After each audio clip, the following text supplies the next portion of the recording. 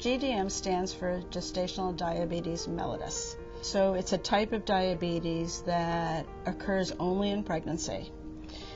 It comes on in the second half of pregnancy, and it goes away after delivery.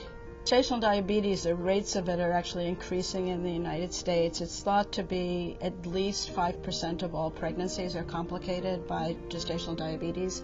And one of the main risk factors for diabetes is obesity. So because obesity rates are increasing in the United States, some populations have gestational diabetes rates as high as 10 to 20% of all pregnancies. In the United States, most health centers screen all women for gestational diabetes. And that's because the risk factors for gestational diabetes are so common in the population. Gestational diabetes can have effects both on the mother and the fetus as well as the newborn. Some of the effects on the mother are increased risk of preeclampsia, which is a type of high blood pressure that comes on in pregnancy, can be very serious and can lead to early delivery. The other thing is that women who have gestational diabetes often have bigger babies, so they have an increased risk of cesarean section, which means that they go from the possibility of having a vaginal delivery to often requiring a cesarean section, which requires more days in the hospital and a greater time for recovery from the delivery. So the mothers have a high risk of developing type 2 diabetes. And if you look at studies that have followed women after having gestational diabetes, the risk is as high as 50%, even to 70% of women with gestational diabetes will later in life develop type 2 diabetes. And even by 5 years after a pregnancy with gestational diabetes, about 30% of women who had gestational diabetes already have type 2 diabetes.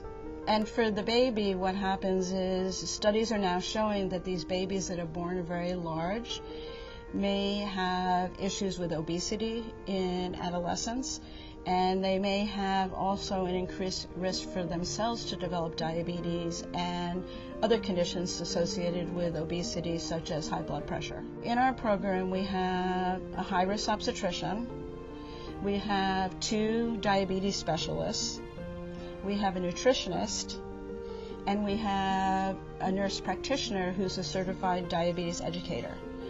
So when someone is diagnosed with gestational diabetes, in a single visit they can get a team approach, because the first approach that we undertake for women who are diagnosed with gestational diabetes is seeing if the glucoses can be controlled by healthy eating and physical activity. So the dietitian and the nurse practitioner are really key in helping the woman have a chance of achieving normal sugars with lifestyle changes. If the lifestyle changes don't work, and they do in about 75% of individuals, but in the 25% or so where it doesn't work, then we recommend that the woman start on insulin therapy to control her sugars for the health of the pregnancy. And in that case, the diabetes specialist would be involved working with the woman to adjust her insulin doses so that her sugars would remain in a good range for pregnancy.